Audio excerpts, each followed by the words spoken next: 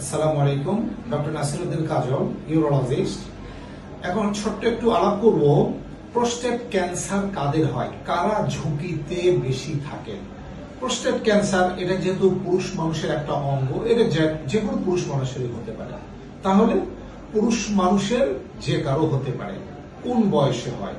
বয়স যত বাড়তে থাকে প্রোস্টেট ক্যান্সারের ঝুঁকি তত বাড়তে থাকে। সাধারণত 50 থেকে 60 বছর পরে ক্যান্সার হয়ে থাকে। তবে কারো যদি বয়স 60, 70, 80, যত বেশি বয়স বাড়বে তত সে ঝুঁকিতে থাকে। এছাড়াও কারো যদি ফ্যামিলি হিস্ট্রি থাকে, ফ্যামিলি হিস্ট্রি মানে যার বাবা অথবা দাদা অথবা ভাই কারো ক্যান্সার ছিল, তাহলে তার হওয়ার সম্ভাবনা বেশি থাকে। তবে সাধারণত দেখা যায় যে 3টা জেনারেশনে যাদের থাকে, হয়তো দাদা, কারো বাবা, কারো ভাইয়ের হয়েছে, তাহলে তার হওয়ার সম্ভাবনা সবচেয়ে বেশি থাকে।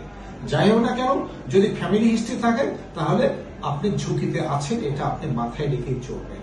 আর আরেকটা জিনিস কারণে হয় জাতিগত, যারা সাধারণত আফ্রিকায় ওই এলাকায় থাকেন, যারা একটু ব্ল্যাক, ওনাদের জাতিগত কারণে সাধারণত বেশি থাকে।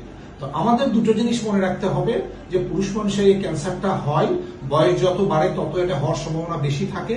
যার বয়স যত বেশি তত প্রোস্টেট ক্যান্সার হওয়ার সম্ভাবনা থাকে। তাই এটাকে স্ক্রিনিং অর্থাৎ ডাক্তারের শরণাপন্ন হয়ে পরীক্ষা করে দেখবেন।